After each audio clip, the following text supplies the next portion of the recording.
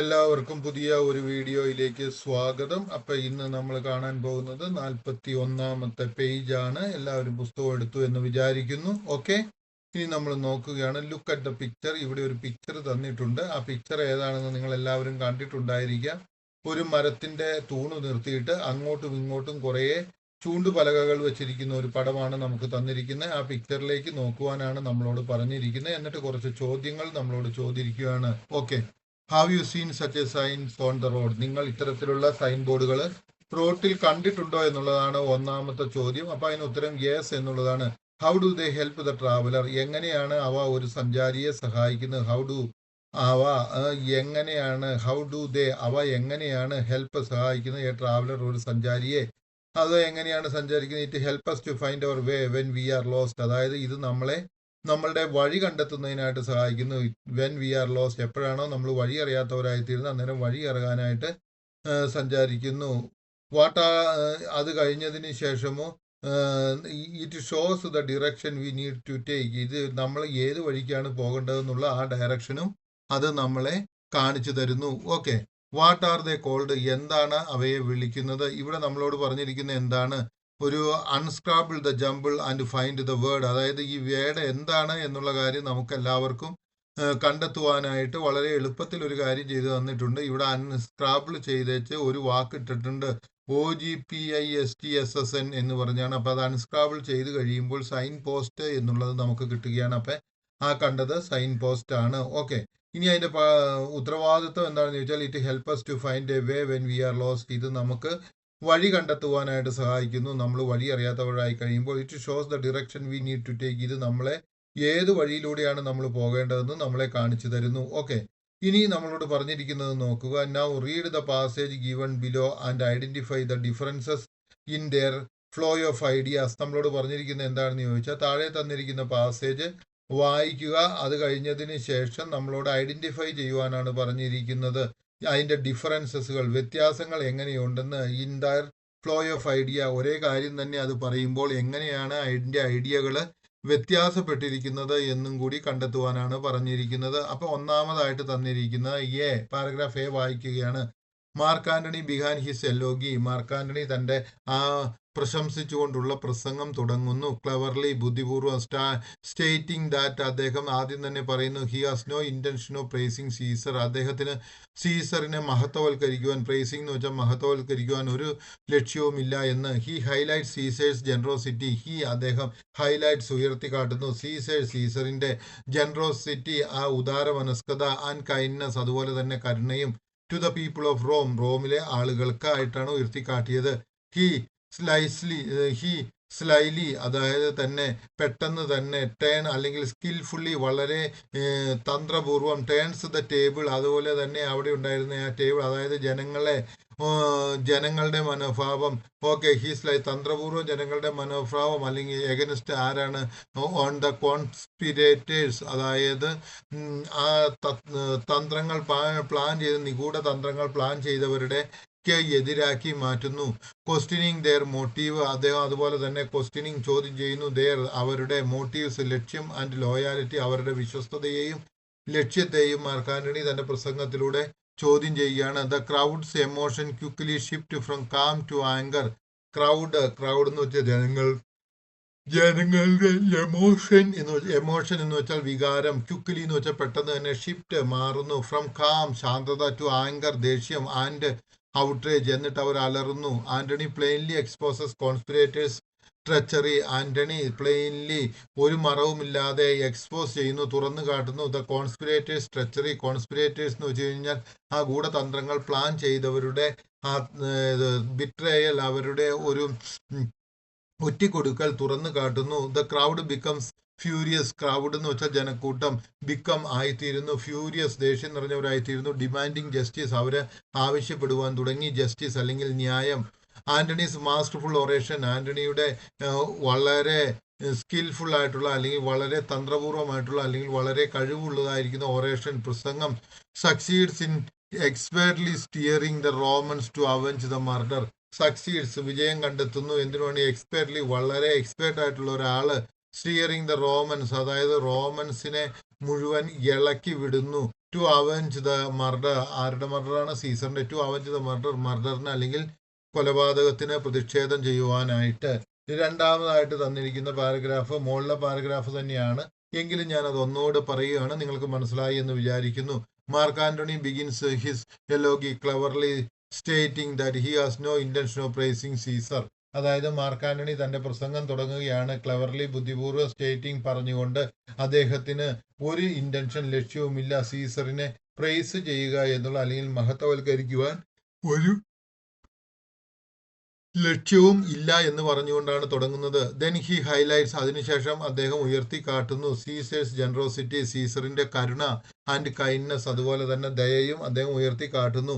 To the people of Rome, റോമിലെ ആളുകളുടെ മുൻപിലേക്ക്. നെക്സ്റ്റ്, അതിനുശേഷം ഹി സ്ലൈലി, അതായത് വളരെ തന്ത്രപൂർവം, turns the table on the conspirators, തന്ത്രപൂർവം അദ്ദേഹം ആ ടേബിൾ അല്ലെങ്കിൽ ആ ജനക്കൂട്ടത്തെ മുഴുവൻ ടേൺസ് എന്ന് വെച്ച് കഴിഞ്ഞാൽ തിരിക്കുന്നു, ഓൺ ദ കോൺസ്പിറേറ്റേഴ്സ്, അതായത് ആ ഗൂഢതന്ത്രങ്ങൾ പ്ലാൻ ചെയ്ത് ഇദ്ദേഹത്തെ വധിക്കുവാൻ തീരുമാനിച്ചവർക്ക് എതിരാക്കി എടുക്കുന്നു.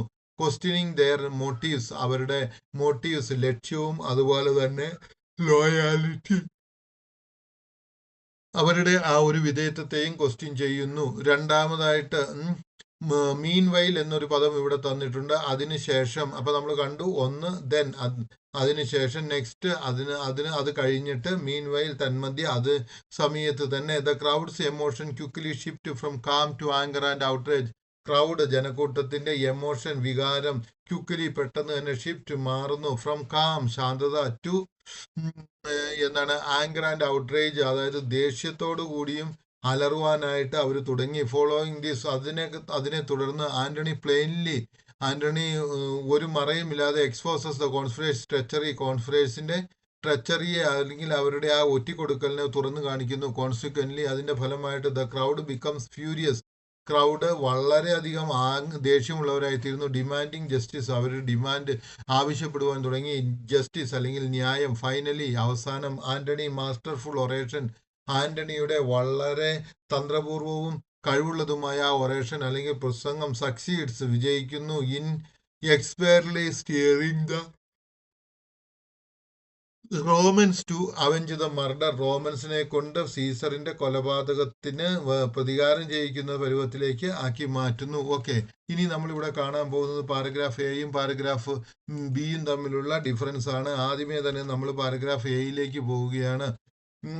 Okay, the idea unfolded more organically, creating a sense of momentum. ഒന്നാമത്തെ കാര്യത്തിൽ എങ്ങനെയാണെന്ന് ചോദിച്ചു കഴിഞ്ഞാൽ, ideas R unfolding organically, naturally ആയിട്ട്, അതായത് പ്രത്യേക തരത്തിൽ ഒന്ന് ഓർഗനൈസ് ചെയ്ത്, അതായത് ഒന്നിനു ശേഷം ഒന്ന് എന്നൊന്നും പറയുന്നില്ല. അത് നാച്ചുറലി അല്ലെങ്കിൽ ഗ്രാജുവലി എന്നൊക്കെ നമുക്ക് പറയാവുന്നതാണ്. നാച്ചുറലി അല്ലെങ്കിൽ ഗ്രാജുവലി, സ്പോണ്ടേനിയസ്ലി, പ്രോഗ്രസീവ്ലി, ഒന്നിനു പുറകെ ഒന്നൊന്നായിട്ട് പുരോഗമിച്ച് വരികയാണ് ഇവിടെ എന്ത് ചെയ്യുന്നത്, ആ ഐഡിയകൾ. The creating a sense of momentum, അവിടെ ആളുകളുടെ ഉള്ളിൽ ഒരു മാറ്റത്തെ തുടക്കുകയും ചെയ്യുന്നുണ്ട്. Transitions are subtle, transitions are വളരെ തന്ത്രപൂർവ്വം മെനഞ്ഞെടുത്ത് പ്ലാൻ ചെയ്താണ് പറയുന്നത്. Allowing each thought to glide into the next, അതുപോലെ തന്നെ ഓരോ ചിന്തകളെയും അടുത്ത ചിന്തകളിലേക്ക് തെന്നി കയറ്റിക്കൊണ്ട് പോവുകയാണ് ചെയ്യുന്നത്. വിത്തൗട്ട് ഓവേർട്ട് സൈൻ ബോർഡ്, ഒരു സൈൻ ബോർഡ്, അതായത് അടുത്ത ഒരു ചിന്തയിലേക്ക് ഞങ്ങൾ മാറുകയാണ് എന്ന് പറയുന്ന ഒരു സൈൻ പോലും ഇല്ലാതെ അതിനെ മാറ്റിക്കൊണ്ട് പോവുകയാണ് ചെയ്യുന്നത്. Okay, giving the paragraph a rhetorical rhythm, അതായത് ഒരു പോയട്രിക്കുള്ള അല്ലെങ്കിൽ ഒരു പാട്ടിനകത്തുള്ള റിതം അനുസരിച്ച് ഒരു റിതം കൊടുത്തുകൊണ്ട് ഒന്നിൽ നിന്ന് ഒന്നിലേക്ക് മാറ്റിക്കൊണ്ട് പോവുകയാണ് ചെയ്യുന്നത്. It feels like possessive argument in motion, അതായത് നമുക്ക് ഇവിടെ പെർസസീവ്, അതായത് നമ്മളെ കൺവിൻസ് ചെയ്യുന്നതിന് വേണ്ടിയിട്ട് അല്ലെങ്കിൽ നമ്മളെ ഇൻഫ്ലുവൻസ് ചെയ്യാൻ വേണ്ടിയിട്ട് അല്ലെങ്കിൽ നമ്മളുടെ ചിന്തയിൽ വിജയം വരിക്കുവാൻ വേണ്ടിയിട്ടുള്ള ഒരു ആർഗ്യുമെന്റ്, തർക്കമാണ് ഇൻ മോഷൻ, അതായത് ചലനത്തിലൂടെ. Each point deepens the impact, ഓരോ പോയിന്റുകളും ഡീപ്പൻസ്, കൂടുതൽ ആഴത്തിലേക്ക് കൊണ്ടുപോകുന്നു അതിന്റെ ഇമ്പാക്ട്. ഓക്കെ, ഇനി പാരഗ്രാഫ് ബിയിലേക്ക് നോക്കിയ സീക്വൻഷ്യൽ ആൻഡ് സ്ട്രക്ചേർഡ്, അതായത് വളരെ സിസ്റ്റമാറ്റിക് ആയിട്ട് ഒന്നിനു പുറകെ ഒന്നൊന്നായിട്ട് ഒന്ന് കഴിഞ്ഞ് ഒന്ന് എന്താണ് സംഭവിച്ചത് എന്ന് പറയുന്ന വളരെ കൃത്യമായിട്ടുള്ള ഒരു ഇതാണ് ഇവിടെ പ്രസന്റ് ചെയ്ത് തന്നിരിക്കുന്നത്. The flow is explicitly chronological, അതായത് ഒന്നിന് പുറകെ ഒന്നൊന്നായിട്ടാണ് ഇവിടുത്തെ ആ ഫ്ലോ, അതായത് ഭാഷ ഒഴുകുന്നത്. യൂസിങ് കണക്റ്റേഴ്സ് ലൈക്ക്, അവിടെ എന്താണ് ചെയ്യുന്നത്, കണക്റ്റേഴ്സ്, അതായത് ഒരു സെന്റൻസിന് എങ്കിൽ ഒരു ആശയത്തെ മറ്റൊരു ആശയവുമായിട്ട് കണക്ട് ചെയ്യുന്നതിനുള്ള കണക്റ്റേഴ്സ് ഏതൊക്കെയാണ്? ദെൻ, അപ്പോൾ, നെക്സ്റ്റ്, അടുത്തത്, മീൻ വൈൽ, അതേ സമയത്ത് തന്നെ, ഫോളോയിങ് ദിസ്, ഇതിന് ശേഷം, കോൺസിക്വന്റ്ലി, അതിന്റെ ഫലമായിട്ട്, ആൻഡ് ഫൈനലി, ഏറ്റവും അവസാനം. അപ്പൊ ഇതിങ്ങനെ ഓരോന്നിനോ ഒരു ഐഡിയ ഒന്നിനോട് കൃത്യമായിട്ട് കണക്ട് ചെയ്യുന്ന കണക്റ്റേഴ്സ് എന്ന് പറയുന്ന പദങ്ങൾ ഉപയോഗിച്ചിട്ടുണ്ട്. This structure clearly maps the sequence of events. ഈ സ്ട്രക്ചർ എന്താണ് ചെയ്യുന്നത്? ക്ലിയർലി, വ്യക്തമായിട്ട്, മാപ്സ്, അത് ക്ലിയർ ആയിട്ട് മാപ്പ് ചെയ്തു വരുന്ന സീക്വൻസ് ഓഫ് ഈവൻസ്, ഒന്നിനു പുറകെ ഏതെല്ലാം സംഭവങ്ങളാണ്, ഒന്നിനു പുറകെ ഒന്നൊന്നായിട്ട് ഏതെല്ലാം സംഭവമാണ് വന്നിരിക്കുന്നതെന്ന് നമുക്ക് കൃത്യമായിട്ട് തരുന്നു. Making it ideal four outlining or teaching. അങ്ങനെ തന്നിരിക്കുന്നത് കൊണ്ട് തന്നെ നമുക്കൊരു സംഭവത്തിന്റെ ഔട്ട്ലൈൻ എഴുതണമെങ്കിലോ അല്ലെങ്കിൽ കുട്ടികളെ പഠിപ്പിക്കുന്നതിനോ ഇത് ഏറ്റവും വളരെ മനോഹരമാണ്. The transition guide the reader step by step. ഈ ട്രാൻസിഷൻ മാറ്റം വായനക്കാരനെ ഗൈഡ് ചെയ്യുന്നു, എന്താണ്, നയിച്ചു കൊണ്ടുപോകുന്നു. സ്റ്റെപ്പ് ബൈ സ്റ്റെപ്പ്, ഒരു സ്റ്റെപ്പിന് ശേഷം അടുത്ത സ്റ്റെപ്പായിട്ട്. But they make the paragraph feel more mechanical and less emotionally immersive. അതായത് ഈ പാരഗ്രാഫിന്റെ വേറെ പ്രത്യേകത എന്താണെന്ന് ചോദിച്ചാൽ, it makes you more mechanical, feel more mechanical, അതായത് നമുക്ക് തോന്നുന്നു ഒരു യാന്ത്രികമാണെന്ന്.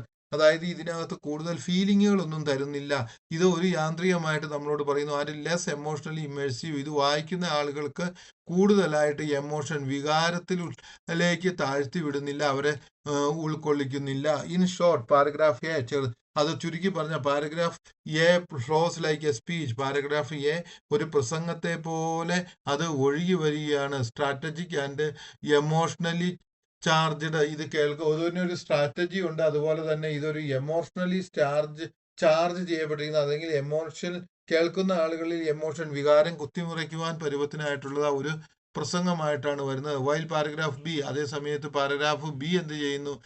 Marches like A time line. അത് ഒരു ടൈം ലൈൻ ആയിട്ട്, അതായത് ടൈം ലൈൻ എന്ന് വെച്ച് കഴിഞ്ഞാൽ നമുക്കറിയാം, ഒരു സംഭവം തുടങ്ങുന്നു, അതിനുശേഷം മറ്റൊന്ന്, അതിനുശേഷം മറ്റൊന്ന്, അതിനുശേഷം മറ്റൊന്ന്, അങ്ങനെ ഒരു ടൈം ലൈൻ ആയിട്ടാണ് തന്നിരിക്കുന്നത്. ഇത് മെത്തോഡിക്കലാണ്.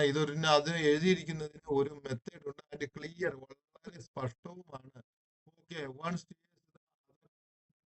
സ്ട്രക്ചർ. ഓക്കെ, നമുക്ക് ഇത് വായിച്ചു കഴിയുമ്പോഴത്തേക്ക് നമുക്ക് കൂടുതൽ തോന്നുകയില്ല. മറ്റേ ഇത് വായിക്കുമ്പോൾ നമുക്ക് പോലെ എന്നാണ് ഇവിടെ പറഞ്ഞിരിക്കുന്നത്.